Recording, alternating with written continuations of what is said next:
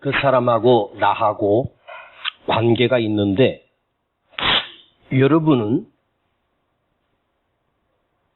나는 문제가 없는데 저 사람이 문제야. 저 사람만 바뀌면 될 텐데 자기 바뀔 생각 안 하고 그 사람 바뀌었으면 좋겠다. 우리가 착각하는데 여러분 그 사람은 절대로 안 바뀌어. 10년이 지나도 안 바뀌더라고. 우리 예수 믿는 그리스도인은 언제나 그 사람에게 초점을 맞추는 것이 아니라 자기에게 초점을 맞추는 거예요. 예수 믿는다라고 하는 것은 그 사람의 변화를 위하여 기도하는 것이 아니라 자기 변화를 위하여 기도하는 사람이에요. 내가 바뀌면 그 사람은 저절로 바뀌게 됩니다. 나는 가만히 있고 저 사람 바뀌기를 기다리면 10년, 100년, 1000년을 기다려도 그 사람 안 바뀌더라고요. 언제나 신앙은 자기 변화예요. 나의 변화. 내가 새로워지고 내가 변화되는 거예요. 고집도 꺾여야 되고 고집불통도 박살나야 되고 이기적 생각도 박살나야 돼. 내가 잘났다라고 하는 생각, 나만 최고라고 하는 이 착각에서 벗어나 내가 예수 믿음으로 말미암아 나는 아무것도 아니구나. 저 사람 절대로 안 바뀌는구나.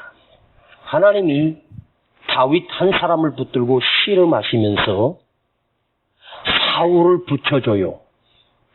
사울이 다윗을 10년 넘게 따라다니며 괴롭히고 고통을 가하고 그야말로 후배를 내려 다윗을 잡은 자는 왕 다음 자리까지 올려주겠다. 큰 상금을 주겠다. 현상 후배자가 된 다윗은 이리저리 피해 다니고 도망자 신세를 10년을 넘게 하죠. 그런데 하나님의 요구는 사울의 변화가 아니었어요. 사울은 절대로 다윗을 살려둘 수 없고 사울의 그 악독과 포악함은 결코 안 바뀌었습니다. 그 사건을 통해서 누가 바뀝니까? 다윗이 바뀌는 것을 알 수 있어요. 하나님께서 에서와 야곱 두 쌍둥이 중에 에서가 장자로 태어났지만 하나님은 야곱을 선택하셔요. 왜?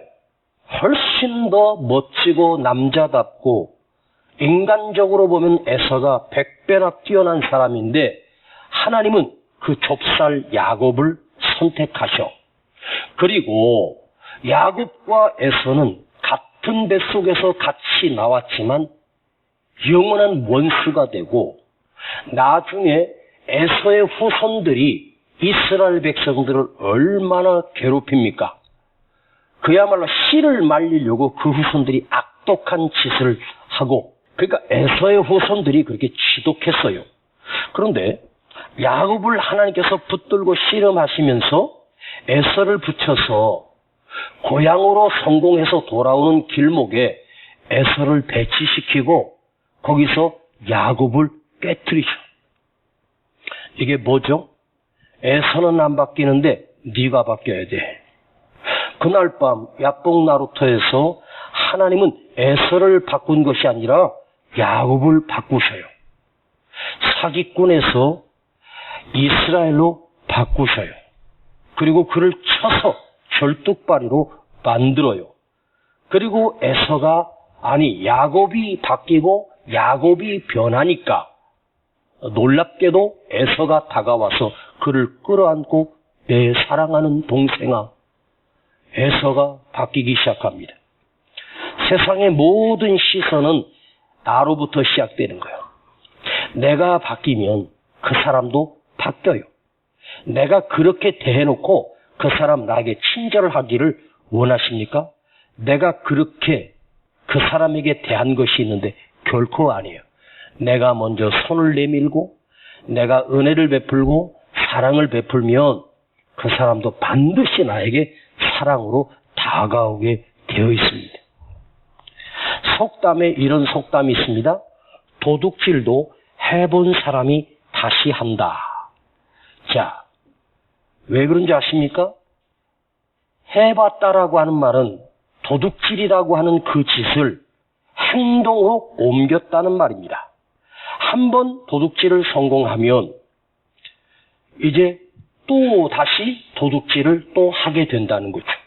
예수 믿고 변화됐는데, 도둑이 변화됐는데, 감옥을 무려 18번을 갔다 왔는데, 감옥에서 예수를 믿고 신학을 하고 목사가 된 사람도 목사가 됐는데도 여전히 남의 담장을 넘다가 또 잡혔다는 거죠. 우즈벡, 키르기스탄, 거기서 우리 대한민국에 유학을 온 젊은 대학생들이 한국에 보니까 자전거를 세워놓고 잘 안 타는 거예요. 그러니까 우리나라에선 자전거가 그렇게 비싸지 않지만 그 나라에서는 자전거가 교통수단이니까 비싸거든요. 그래서 그 3명이서 청년들이 한국에 유학 갔다가 그 대학생들이 그 학교 앞에 자전거 주차해 놓은 곳에 가서 한두 대를 훔친 거예요. 그런데 아무도 모르네? 또 가서 훔치고 또 가서 훔쳐가지고 결국 잡혔습니다. 봤더니 이것들이 그 자전거를 수십 대를 훔쳐가지고 한 창고에다가 가득 싸놨는데 그 뉴스에서 사진을 보니까 수십 대가 그 창고 안에 자전거가 쌓여 있어요. 왜 자전거를 훔쳤냐 그랬더니 자기 나라에 수출을 하면 엄청난 돈을 번다고 자전거를 훔쳐왔던 거예요. 한번 처음에 성공하니까 그 다음에 또 할 수 있다고 생각하다가 결국엔 잡혔습니다. 도둑질도 해본 놈이 또 하는 거예요. 여러분은 단 한 번도 다른 사람의 물건을 도둑질 해본 적이 없는 사람은 평생 도둑질과 무관하게 살아요.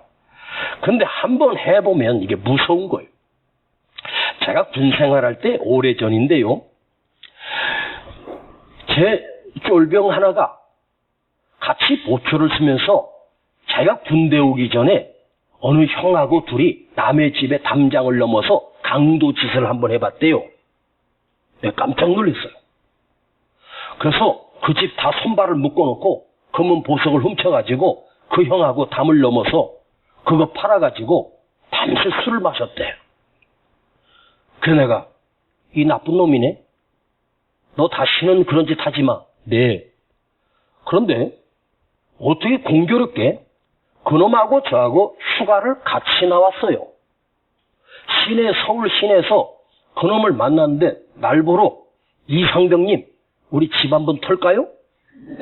이러는 거예요. 농담이라고 난 생각했는데 그놈이 진짜였어요. 너 미쳤냐? 우리는 대한민국을 지키는 군인 신분이야. 우리 휴가비 떨어졌으니까 담 한 번만 넘으면 된대. 제가 다 할 거래. 제가 기싸대기를 한 대 갈기면서 너 다시는 내 표 오지 마. 한 번 성공한 경험이 있으면요, 그걸 쉽게 여기는 거예요. 잘 봐요. 술이라는 게 처음에 한 잔, 두 잔을 마시고 그 다음에 세 잔, 네 잔을 마시고 그 다음에 계속 마시다 보니까 술 규정병이가 되고 알코올 중독자가 돼요. 처음이 무서운 거예요. 한 번 그걸 입을 때요. 마약이라고 하는 건요, 그 마약에 대해서 한번 제가 검색을 해보니까 단 한 번 해본 사람이 다시 할 수 있는 확률은 99%래. 예? 자, 마약에 한 번 맛을 본 사람은 다시 마약을 구입해서 또 마약을 하게 될 확률이 99%예요. 이 말은 마약에 한 번 그 기쁨을 맛보고 그 희열을 맛본 사람은 또 마약에 손을 대게 돼 있는 거예요. 한 번이 무서운 거예요. 마약하는 사람 특별한 사람 같죠. 평범한 사람들 속에 우리나라에 마약하는 사람이 무려 13%가 있다고 그래요. 100명 중에 13명이 마약 중독자가 됐다는 거예요. 한 번이 그렇게 무서운 거예요. 응? 도둑질도 마찬가지고 도박도 마찬가지. 도박의 그 맛을 한번 경험하면 한번 해보고 맛을 보면 그걸 하는 거죠. 제가요 미국 라스베가스 집회를 갔는데 그 목사님이 숙소를 잡아준 호텔이 바로 도박장 호텔입니다. 자, 라스베가스를 가면 호텔은 라스베가스에는 모든 호텔은 크든 작든 다 1층에는 도박장이 있습니다. 카지노라고 하죠. 그러니까 제가 목사님이 집회 끝나고 차로 호텔 입구에 차를 딱 데려다 주면 저는 가방을 들고 제 방으로 7층 호텔로 가기 위해서는 입구에서 바로 호텔로 가는 엘리베이터가 있는 게 아니라 그 카지노를 다 지나 저 끝에 가야 엘리베이터를 탈 수 있어요. 거기 가면 주위에서 그 카지노 도박하는 사람들이 바글바글해요. 그걸 지나가는 거죠. 그런데 여러 번 그걸 지나갈 때마다 나도 한번 땡겨볼까? 이 유혹이 얼마나 많이 있는지 그래서 주여 다른 집회하러 왔습니다. 그리고 그걸 무사히 통과해서 엘리베이터를 타고 호텔로 들어가는 거죠. 그 호텔에 묵고 있는 사람은 100% 도박하기 위해서 온 사람들이에요. 나만 집회하러 온 사람이기 때문에 아예 내려가지도 않습니다. 물론 집회가 끝나고 여행 중에 이제 그 가이드가 어느 호텔인데 거기도 1층이 카지노예요. 그래서 나도 한번 해봐야지 하고 하는데 방법을 모르겠더라고. 어떻게 바꾸는지 어떻게 돈을 내야 하는지 모르겠더라고. 그래서 결국에는 단 한 번도 안 하고 왔어요. 이걸 제가 여러분에게 간증으로 자랑하는 거예요. 내가 만일 한 번 거기 손을 댔다면 한 번 희열을 맛봤다면 나는 또 다시 어느 순복음교회 어떤 목사가 주일날 아침까지 정선의 카지노라고 공식적으로 나라에서 만든 카지노가 있어요. 세상에 목사가 거기서 9시까지 토요일날 가서 밤새 도박하고 9시에 일어나서 차를 끌고 교회 와서 11시 예배 끝나고 점심 먹고 또 정선 가서 그 정선의 카지노에 들락날락했던 그 출입 기록이 486회래. 근데 그 목사가 순복음교회 교단의 큰 그 전체 교단의 총무를 맡고 있는데 그 목사가 그 재정을 다 자기 좌지우지하는데 나중에 밝혀졌는데 보니까 재단의 돈을 그 목사가 무려 70억을 횡령을 했는데 그거 어디 갔냐고 물어보니까 다 도박에서 탕진한 거예요. 지금 교도소 들어가 있습니다. 목사도 마찬가지. 한 번 도박에 손을 대면 그렇게 무서운 거죠. 자, 여러분, 우리가 인생을 살면서 두 가지가 우리 앞에 있어요. 하고 싶은 일과 해야 할 일이 반드시 우리 앞에 있습니다. 오늘 여러분 축복합니다. 여러분은 본능적으로 하고 싶은 일을 따라가는 인생이 아니라 반드시 내가 해야 될 사명, 해야 될 일을 할 수 있는 사람이 되길 축복합니다. 자, 내가 하고 싶은 일은 뭐죠? 자기 중심이고 이기적이고 자기 욕망과 욕구에 따라서 하는 게 내가 하고 싶은 일이에요. 그러나 해야 할 일은 뭐죠? 해야 할 일은 그 안에 생명이 달려 있어요. 해야 할 일을 반드시 함으로 인해서 나도 살지만 다른 사람까지 살리는 능력이 거기서 나오는 거예요. 할렐루야. 술을 마시고 싶은 욕망대로 술을 따라 마시면 그 인생은 어떻게 돼? 결국 알코올 중독자가 돼서 인생 폐가 망신하는 거죠. 그리스도인으로서 반드시 내가 해야 할 일, 믿음의 사람으로서 내 의지대로 하는 것이 아니라 하나님이 주신 사명, 결단하고 해야 할 일, 그것은 나를 살리고 다른 사람을 살리게 됩니다. 또한 그 사람의 삶의 가치가 달라지는 거죠. 가끔 TV에 방송으로 나오는 사람들이 원치 않게 마약을 냈다, 알코올 중독됐다, 도박을 했네, 또 음주운전을 했네. 아니, 부산에서 오늘 아침에 일어난 사건인데 어젯밤에 여대생인지는 모르겠지만 기집애가 20살짜리가 밤새 술을 먹고 취해가지고 횡단보도 거기서 뻗어서 누워서 자버렸네. 근데 새벽에 그 횡단보도를 지나가던 택시가 밑에 사람이 누워있는 걸 못 보고 그냥 치고 지나가가지고 직사를 했어요. 20살짜리 기집애가 얼마나 술을 마셨으면 아무데나 그냥 횡단보도 차가 지나가는 곳 아닙니까? 바로 거기서 누워서 그냥 술에 취해서 잠들었는데 택시가 지나가다가 그냥 그대로 치고 지나간 거죠. 얼마나 술을 먹길래 20살짜리가, 그것도 남자도 아니고 여자아이가 20살짜리가, 인생이 창창한 애가 술에 취해서 자기 몸도 못 가누고 도로에 그냥 쭉 뻗어서 누워서 자다가 인생이 끝나버린 거예요. 내가 하고 싶은 것, 먹고 싶은 대로 먹고 살고 싶은 대로 사는 인생은 짐승보다 못한 인간입니다. 우리는 반드시 성령의 사람으로, 그리스도의 사람으로 하고 싶은 일이 아니라 하고 싶은 일을 자제하고 결단하고 내가 해야 할 일이 무엇인가? 우리는 하고 싶은 일대로 사는 사람이 아니라 해야 할 일을 감당하는 사람. 하나님이 우리에게 맡겨주신 일들이 있습니다. 말씀에 순종하는 것 해야 할 일입니다. 사랑하고 용서하는 것 해야 할 일입니다. 기도해야 할 것 해야 할 일입니다. 주님 앞에 헌신하는 것이 해야 할 일입니다. 우리가 우러나서 헌신하고 우러나서 기도하고 하면 얼마나 좋겠습니까?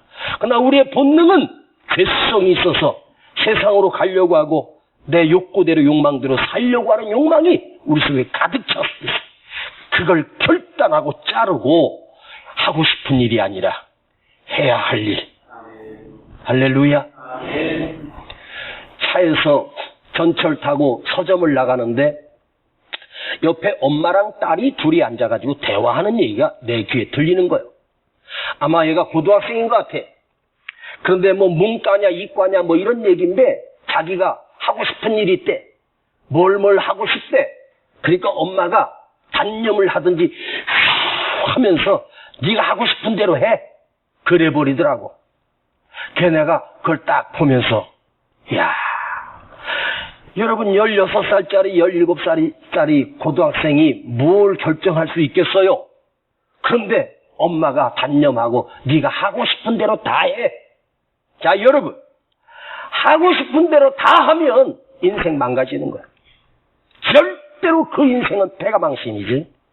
성공이나 다른 사람의 존경받거나 사람을 살리거나 생명의 도구로 쓰임받을 수 없어요. 내가 하고 싶은 것 다 하고? 아니죠. 하고 싶은 대로 하다 보면 여러분 끝이 없어요. 이게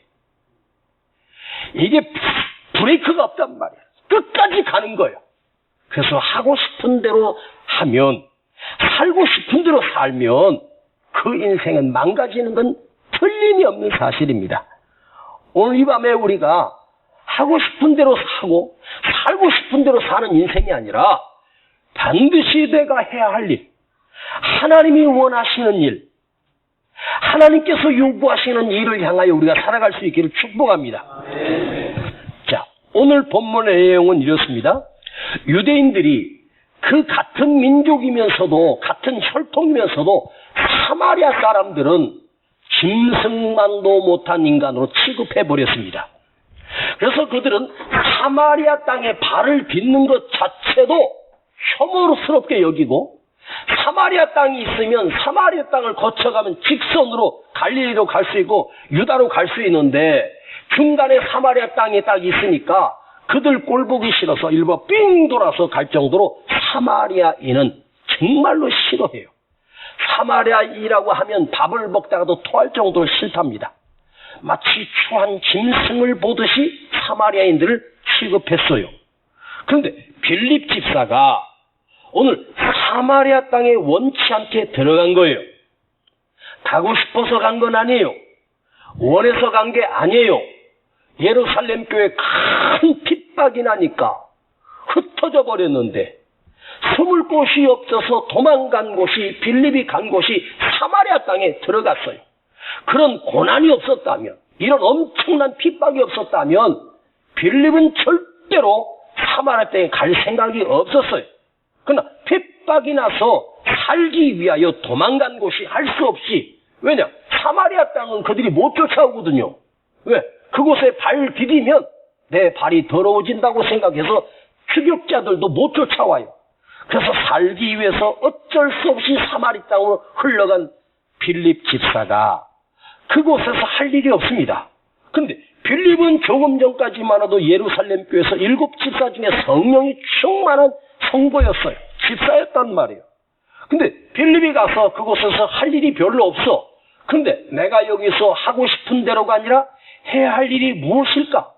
그 영혼들이 불쌍히 여겨지기 시작하면서 빌립이 그 사마리아 사람들 찾아가 복음을 전하기 시작했어요. 그런데 놀랍게도 기대도 안 했는데 그 사람들이 복음을 듣고 회개하고 돌아오기 시작합니다. 한두 사람이 아닙니다. 사마리아 땅에 엄청난 큰 부흥이 일어나 버렸어요. 그래서 졸지에 빌립이 사마리아 사람들을 놓고 복음을 전하고 그곳에 교회가 스스로 생기기 시작했습니다. 그런데 사마리아 사람들이 예수를 믿고 구원받았다는 소식이 예루살렘 본부에 있는 베드로와 요한 사도에게 들린 거예요. 베드로와 요한은 예루살렘 교회 담임 목사가 아닙니까? 근데 내가 세웠던 7 집사 중에 빌립이 사마리아 땅에서 복음을 전하는데 큰 부흥이 일어났다는 소식을 듣고 어떤 충격을 받아. 아니, 사마리아가? 말도 안 돼. 그런 짐승 같은 사람들이 어떻게 예수를 믿어? 확인해 보기 위해서 베드로가 사마리아 땅에 직접 가서 봤더니 놀랍게도 그곳에 수많은 사람들이 모여서 뜨겁게 감격적으로 예배를 드리고 있는 거예요. 그래서 베드로가 정신적으로 큰 충격을 받았습니다. 아, 성령께서, 주님께서 이 비참한 사람들도 사랑하시는구나. 저들도 똑같은 구원받아야 될 영혼이구나. 그래서 베드로가 그곳에 가서 설교를 하고 복음을 전하다가 내려가서 그들에게 안수하기 시작하는데 놀랍게도 예루살렘 교회 그 다락방에서 성령이 충만했던 역사가 사마리아 교회에서도 성령이 임하기 시작합니다. 이런 놀라운 큰 부흥이 사마리아 땅에서 일어났어요. 자, 먼저 빌립은 원치 않게 살기 위하여 간 곳이 사마리아 땅이었는데 그곳에서 내가 하고 싶은 일이 아니라 해야 할 일을 했을 때 성령의 역사가 일어났고 복음의 역사가 일어났고 폭발적인 부흥이 일어났습니다. 오늘 빌립 집사는 자기가 하고 싶은 대로 산 사람이 아니라 해야 할 일을 함으로 오늘 사도행전의 한 획을 긋는 중요한 인물로 우리에게 등장하고 있습니다. 저는 이 본문을 참 사랑합니다. 이걸 수도 없이 묵상도 해봤습니다. 여러분, 주님의 일은 뭐냐? 반드시 해야 할 일을 감당하고 성령이 인도하시고 성령이 주도하시고 성령의 지시함을 따라. 그런데 빌립이 하고 싶은 일을 하지 않고 해야 할 일을 했던 성령의 도구로 쓰임받았던 이유가 뭐냐면 단 하나였어요. 성령의 지시함을 받아 성령의 인도를 따라 사는 사람이었다는 것입니다. 성령에 사로잡힌 사람, 성령을 따라가는 사람, 성령의 인도함을 받는 사람, 성령의 지시를 따르는 사람은 반드시 하고 싶은 일을 하는 것이 아니라 해야 할 일을 하는 사람이 된다는 거죠. 오늘 여러분 이 밤 금요철에 인생을 대충 살다가 끝나지 말고 반드시 해야 할 일을 감당하는 사람 되십시다. 아멘. 마땅히 내가 감당해야 될 일. 주님께서 우리 한 사람 한 사람을 이 밤에 부르셨다면 반드시 목사뿐만 아니라 우리 모든 평신도들에게도 주님이 맡기신 해야 할 일을 우리에게 반드시 맡기셨습니다. 목사님 나에게 하나님께서 해야 될 일이 뭐예요? 물을 필요 없어요. 자기가 알게 돼 있어요. 내 안에서 발견하게 돼 있어요. 빌립이 뭘 하겠다고 내가 가서 저 사마리아 땅에 있는 영혼을 구원시키고 그들에게 복음을 전해서 큰 교회를 세우겠다고 그렇게 목적을 가지고 야심을 가지고 간 게 아니에요. 살기 위해서 도망간 곳이 사마리아 땅이었어요. 근데 그곳에서 하고 싶은 일이 아니라 해야 할 일을 감당함으로 하나님의 놀라운 역사가 일어났어요. 그러니까 이 빌립 한 사람을 통해서 사마리아 성도들이 온 사마리아 성이 진동을 한 거예요. 그러니까 이 한 사람을 통해서 수백 수천의 사람들이 살아나기 시작한 거예요. 복음의 역사가 이렇게 놀랍게 역사한 거예요. 여러분, 어떻게 그 연약한 빌립 집사가 평신도로서 엄청난 일을 어떻게 이룰 수 있었을까? 성령의 지시를 따라, 성령의 인도함을 따라. 할렐루야. 자, 26절을 한번 보십시오. 사도행전 8장 26절. 자, 시작. 주의 사자가 빌립도로 일러 가로되 일어나서 남으로 향하여 예루살렘에서 가사로 내려가는 길까지 가라 하니 그 길은 광야라. 주의 사자가 성령께서 이르시되 29절 시작. 성령이 빌립도로 이르시되 이 병고로 가까이 나가라 하시거늘. 주의 사자가 성령이 똑같은 의미예요. 자, 사마리아 교회에서 큰 부흥을 이루었던 이 빌립에게 성령께서 또다시 말씀하시는 거예요. 자, 사마리아 교회에 큰 부흥이 일어났을 때 이제 공식적으로 빌립을 통해서 사마리아 교회 공식적인 담임 목사가 될 수 있는 그 자리에 앉을 수도 있어요. 그런데 성령께서는 빌립에게 그것으로 끝나는 것이 아니라 이번은 가사로 내려가는 갈까지 가라. 그곳에 가서 보니 그곳은 광야라. 광야는 뭐죠? 있는 곳이에요? 없는 곳이에요? 광야는 없는 곳이에요. 텅 빈 곳이고 사막이에요. 근데 성령 주의 사자가 거기를 가라고 해서 갔어요.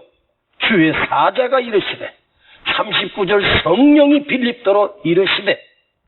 자, 해야 할 일을 행할 때 그 결과가 자기 자신에게만 이득을 주고 자기만 성장시키는 것이 아니라 그곳에 가서 에티오피아 내시, 국고를 맡은 내시, 간닥의 왕의 국고를 맡은, 요즘으로 말하면 국무총리 자리를, 온 나라의 살림을 감당하는 내시가 예루살렘에 왔다가 거기서 성경을 하나 구해서 내려가면서 이사야의 글을 읽다가 그것이 이게 무슨 뜻이냐?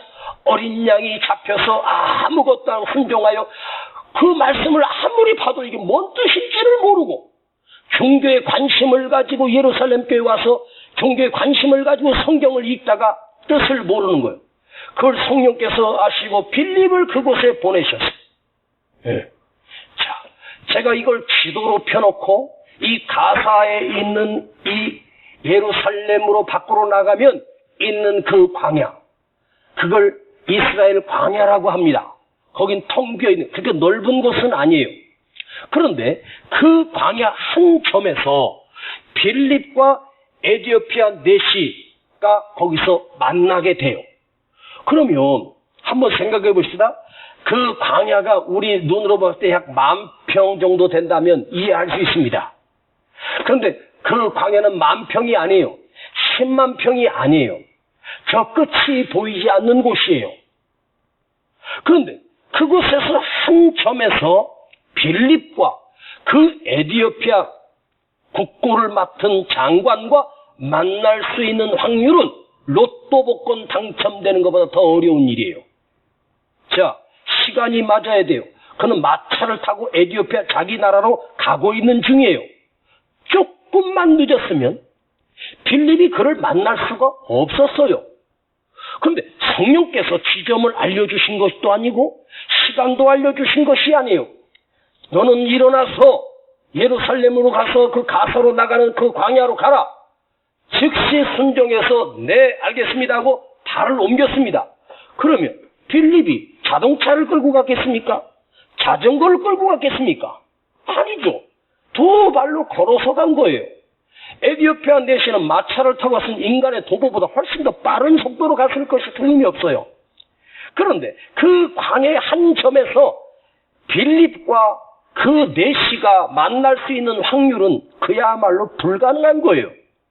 둘이 약속한 것도 아니고 장소를 정한 것도 아니고 시간을 맞춘 것도 아닌데 놀랍게도 한 지점에서 거기서 서라, 가라, 네, 서라, 보니까 저 앞에서 그 내시가 마차를 타고 자기에게로 오는 거예요. 그랬더니 그 마차에 타서 성경을 읽고 있는 거예요. 그래서 빌립이 그 뜻을 아느냐? 내가 어찌 알겠소? 당신이 알면 올라오셔서 이걸 가르쳐 주세요. 그리고 그것이 그리스도요 예수님이요 십자가에 죽으시고 당신을 구원하셨다고 하니까 이 내시가 감동을 받고 내가 예수를 믿겠나이다. 가다가 물을 보고 나 저기서 세례를 받고 싶습니다. 내려가서 빌립 집사가 그에게 세례를 베풀게 되고 그 믿음을 가지고 이 내시가 자기 고국으로 들어가서 에디오피아에 복음을 전하게 되고 한 나라를 복음화시키는 놀라운 역사가 이 빌립을 통해서 일어난 거예요. 자, 하고 싶은 일이 아니었죠? 해야 할 일이었죠? 누가 인도하셨죠? 성령이 인도하신 거예요. 여러분, 성령께서 우리에게 인도하실 때 어디라고 말씀도 안 하셔요. 시간도 안 알려주셔요. 그냥 가라고 해요. 그런데 미적하다가 사도행전은 이런 사건들이 수도 없이 많아요. 성령의 인도함을 받아 가면 하나님께서는 놀랍게도 시간을 맞추시고 장소를 맞추시고 한 점에서 하나님께서 한치의 오차도 없이 만나게 하시고 역사를 이루게 하시는 역사가 있어요. 이게 성령이 하시는 역사예요. 하나님께서 우리를 지금도 성령으로 인도해 주시고 성령으로 역사하시고 계시는 거예요. 오늘 여러분과 제가 만나서 하나님의 말씀을 듣는 이 시간 또한 성령의 이끄심과 성령의 인도함이 함축되어서 이 엄청난 은혜 시간이 가능한 거랍니다. 저는요 성남 자체를 싫어했어요. 성남은요 거지촌이라고 생각하고 난 성남 같은 데는 안 간다고 생각했어요. 그래서 나는 대치동 강남에서 개척을 해서 거기서 성공하겠다고 생각했어요. 나같이 인물 좋고 말씀 좋고 설교 잘하고 찬양 잘하고 그럼 내가 뭐하러 그런 시골 동네 가서 목회하냐고. 그런데 참 신기하게 하나님이 나를 이곳으로 내모셨어. 처음에 중동에 있는 성전에 가서 보니까 참 완전히 주변 한 바퀴 돌아 전부 다 무당촌들만 있고 와, 그 추운 겨울에 왔는데 막 오들오들 떨다가 내 몸살이 나버렸어. 그거 왔다가 보고 제가 여기 미쳤냐 여기 오게? 그리고 어떻게 돼가지고 제가 용인의 신도시에 있는 어떤 목사님을 만나고 왔어요. 근데 그 목사님이 에콰도르로 선교사로 가신다면서 아무 조건 없이 나를 자기 후임자로 세우겠다는 거예요. 그 목사님하고 식사를 하면서. 만약에 목사님이 와서 하신다면 자기 책까지도 다 주겠다는 거죠. 교회와 모든 걸 목회할 수 있도록. 가보니까요, 그 신도시에 종교부지에다가 교회를 멋지게 쳐놨더라고. 아무 조건 없이 자기 선교사로 나가니까. 난 그런 목사는 처음 봤어. 이건 하나님이 주신 기회였습니다. 연락을 달라고 그리고 식사를 하고 그리고 왔어요. 그 다음 주 제가 부산 가난에 집회를 갔었습니다. 집회 중간쯤 됐는데 와, 낮에 집회를 끝나고 숙소에 들어와서 앉아있는데 그날 낮에 설교했던 말씀의 제목이 뭔지 아세요? 성령에 순종하라. 하나님의 말씀에 민감하라.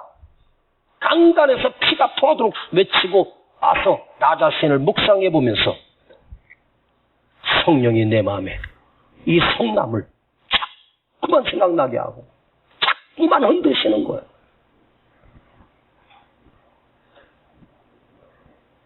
내가 가고 싶은 대로 더 조건처럼 교회도 다 되어 있고 성도도 완벽하게 자립하는 교회고 그 목사님 말씀이 자기 성도들이 장인, 그러니까 이제 성인보만 350명 된다 그랬어. 목사님이 설교만, 말씀만 잘 전하면 그냥 부흥된대요. 예?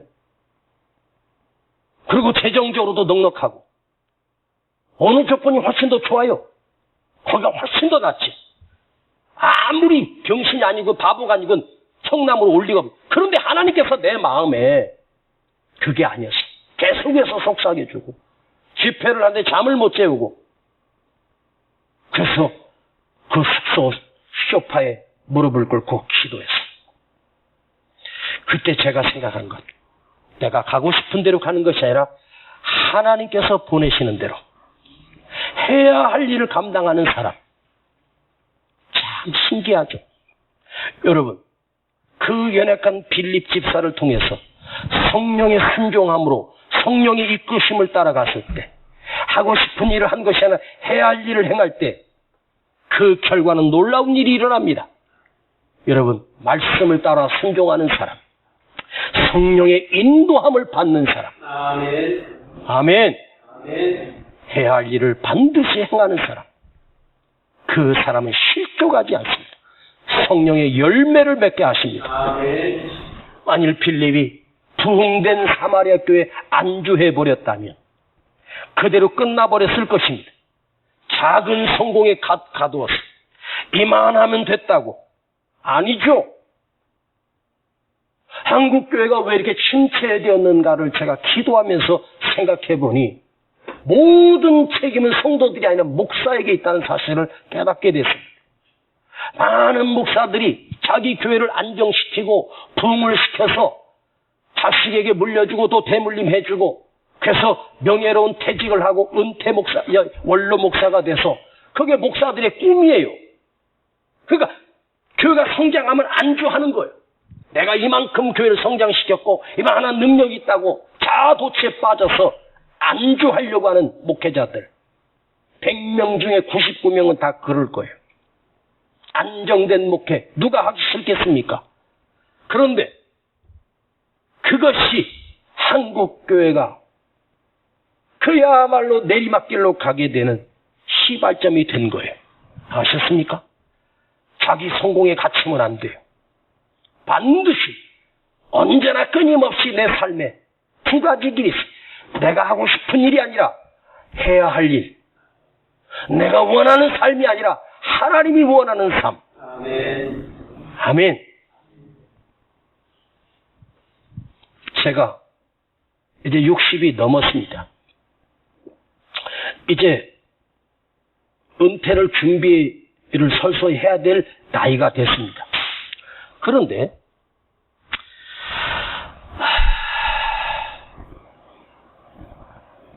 만일 지금까지 해온 설교에 제가 만일 안주해버린다면 이만하면 이 정도면 이은세 목사 메시지 고급스럽고 수준 있고 깊이가 있지 않습니까? 여러분들이 고개는 끄떡끄떡 안 해도 마음으로는 끄떡끄떡 할 거예요. 진짜요. 제 사제실에 있는 지금까지 설교한 노트가 100권도 넘거든요. 어느 걸 펴도요 기가 막힌 메시지가 다 담겨 있습니다. 그런데 내가 만일 여기서 안주해버리면 지금까지 해오던 방식대로 그냥 편하게 쭉 가면 끝나는 거예요. 그러면 은퇴하면 되는 거예요. 그런데 왜 지금도 말씀을 붙들고 내가 씨름하고 남들이 다른 목사님들이 그 설교만큼 하고 싶지 않은 그런 본문을 일부러 찾아서 메시지를 만들어서 매 주일마다 여러분과 새로운 은혜를 나누려고 몸부림을 치는지 아십니까? 안주하면 끝나는 거예요. 계속해서 발전해 나가야 되고 더 깊어져야 되고 더 큰 은혜가 있어야 되는 게 그래야 생명을 살릴 수 있지 않습니까? 만일 여러분 목사님이 설교가 지겨우면 저에게 사인을 보내세요. 목사님 이제 그만 좀 하시죠. 그러면 내가 알아서 은퇴할 테니까. 안주하면 고인물은 썩게 돼 있습니다. 계속해서 흘러가야 생수가 되는 거예요. 여러분 빌립 집사가 그 넓은 그 황량한 광야로 가고 싶었겠습니까? 그러나 성령께서 주의 사자가 이르시니 주의 사자가 말씀하시니 네 하고 또 순종해서 갔어요. 가서 보니 뭐 수백 명 수천 명이 모여있는 게 아니에요. 그 시간에 내가 저 사마리아 교회에서 한 번 설교하면 500명 1000명이 내 설교를 듣고 감동을 받는데 가서 딱 하나 가도 이방 사람 그 한 사람 만나려고 이 먼 길을 하나님께서 보내셨을까? 그런데 그 한 사람이 한 사람이 아닌 거죠. 그 한 사람이 에티오피아 전 나라를 회복시키는 놀라운 촉진제가 될 줄을 누가 알았겠습니까? 선교사들이 오지에 가서 복음을 10년, 20년을 목숨을 걸고 전했는데 그 선교사가 20년 동안 교회도 못 세우고 그곳에서 그 추장 아들 7살, 8살짜리를 길에서 만나서 그에게 복음을 전하고 둘이 성찬식하고 그러면서 그가 예수를 믿고 고백하고 그 한 아이를 몇 년을 키웠어. 그 아이가 15살이 된 거예요. 그런데 아버지 추장이 일찍 병들어 죽었습니다. 그런데 본국에서 매달마다 그 선교사에게 보내는 돈들이 엄청나지 않습니까? 그런데 20년을 보냈으면 뭔가 교회를 세우고 그 부족들을 전도해가지고 성과를 보여야 되는데 아무 성과가 없으니까 영국 본부에서 보내가지고 선교사 다시 들어오라고. 그 선교사가 다시 고국으로 돌아왔어요. 그 선교 본부에서 선교 보고 자체도 못하게 한 거예요. 그래서 그 선배가 물어보더래.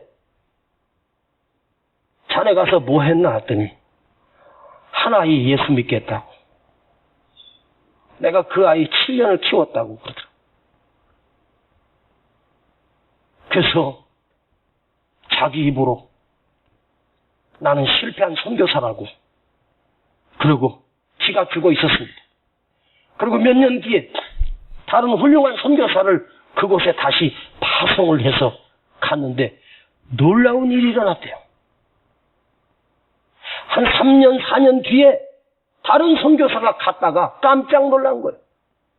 온 동네가 다 교회를 크게 세워놓고 예배를 드리고 있더래요. 그 추장 아들이 자기 부족을 다 전도해서 온 동네가 100% 모여서 예배를 드리고 있더래요. 이 선교사 가서 뭐 충격을 받아. 나는 거기서 할 일이 없대요.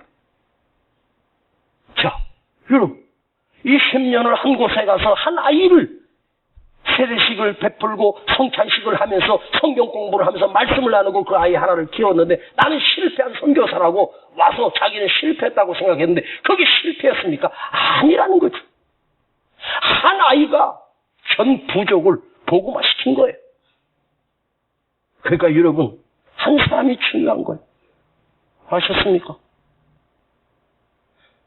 지금 빌립이 성령께서 그 사마리아 교회를 버리고 그 광야로 내모시고 거기서 한 사람 만나서 성경을 설명해주고 그 사람 한 사람에게 세례를 베풀고 온 게 고작 그게 다예요. 그런데 여러분, 하나님의 역사는 한 사람이 아니잖아요. 성경에는 나오지 않지만 종교 역사를 보면 에티오피아가 복음화가 되고 우리 한국은 복음화가 얼마? 25%? 그런데 기록에 보면요, 에티오피아의 80%가 기독교인이 되었다는 기록도 나와요. 이거 엄청난 역사가 일어나요. 그 한 사람 때문에. 이게 무서운 거란 말이에요. 여러분, 성령께서 할 일 없이 그 바쁜 빌립 집사를, 그 담임 목사를 거기서 자리 빼내가지고 그 광야에 가서 한 사람 만나서 뭐 하려고? 아니에요. 그 한 사람이 변화받고 한 사람이 은혜받고 성령받고 그 한 사람이 가서 에티오피아를 복음화시키는 역사가 일어난단 말이에요. 이게 하나님의 놀라운 역사예요. 여러분, 하고 싶은 일은 자기 안에서 끝나버리지만 해야 할 일은 성령이 역사하시고 하나님의 기적이 일어나고 놀라운 복음의 역사가 일어난다는 사실을 여러분 절대로 잊지 않기를 축복합니다. 성령에 이끌려 성령에 순종하여 살 때 내 삶이 하고 싶은 일을 하는 인생이 아니라 하나님이 하시는 일, 하나님이 원하시는 일, 내가 감당해야 될 일, 내가 해야 할 일을 통해서 하나님의 놀라운 역사는 상상할 수 없는 일이 이루어진다는 사실 여러분 잊지 않기를 축복합니다. 기도합시다. 아버지, 하고 싶은 일이 우리에게 있습니다. 살고 싶은 대로 사는 인생이 아니라 해야 할 일을 감당하는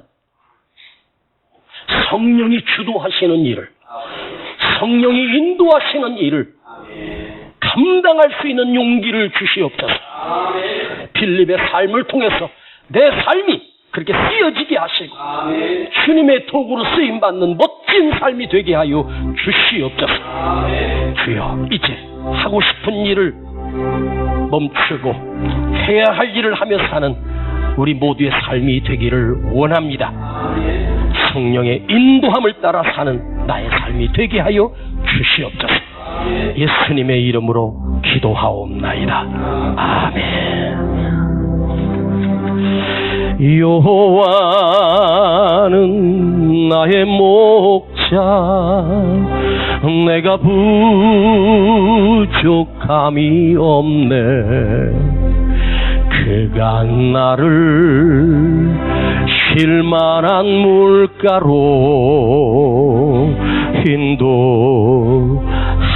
인도하시는도다.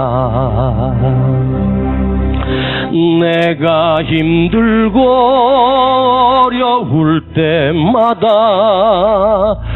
위로의 말씀이 되니 부족함 없는 나의 생활은 하나님 은혜로다. 세상이 감당 못할 사람은 여호와 인도함을 받는 자이니 무엇이 두렵고 무서우리요. 여호와는 내 목자시니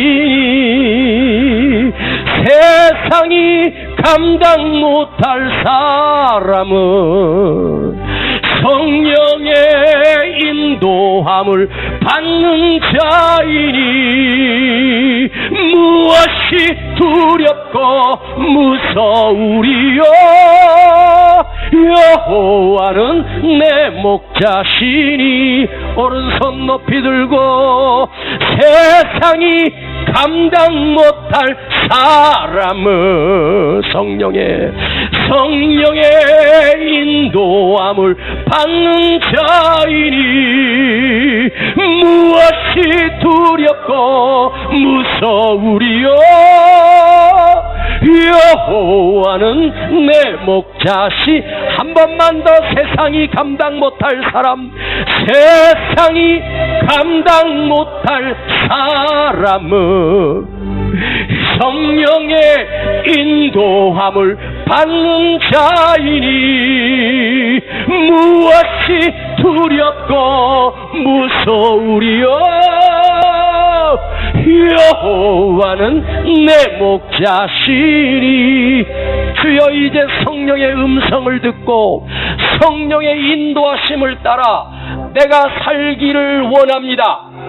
내가 지금까지 내가 하고 싶은 대로 살았고 살고 싶은 대로 살았으나 이제 하나님이 원하시는 일, 반드시 해야 될 사명을 향하여 내가 살 수 있도록 은혜를 부어 주시옵소서. 세상이 감당하지 못하는 사람, 여러분 한 사람 한 사람이 세상이 감당할 수 없는 능력의 사람은 바로 성령의 인도함을 받는 사람입니다. 빌립이 집사였습니다. 그러나 사마리아가 감당하지 못할 정도로 폭풍적인 역사가 일어났습니다. 왜요? 내가 하고 싶은 일을 한 것이 아니라 성령의 인도함을 따라 살았기 때문입니다. 주의 사자가 빌립에게 이르시되, 주의 사자가 은세에게 이르시되, 주의 사자가 당신에게 이르시되, 성령이 빌립에게 말씀하시되, 성령이 은세에게 말씀하시되, 성령이 당신에게 말씀하십니다. 그 말씀을 내가 순종할 수 있도록 은혜를 부어 주시옵소서. 안주하면 안 됩니다. 해야 할 일이 있습니다. 감당해야 될 사명이 있습니다. 내가 생명이 붙어 있다면 당신은 하나님의 일을 해야 될 사람입니다. 주여, 내가 하나님의 일을 할 수 있는 사람, 그 일에 순종하는 믿음으로 살기를 원합니다. 주여 부르고 기도하겠습니다. 주여!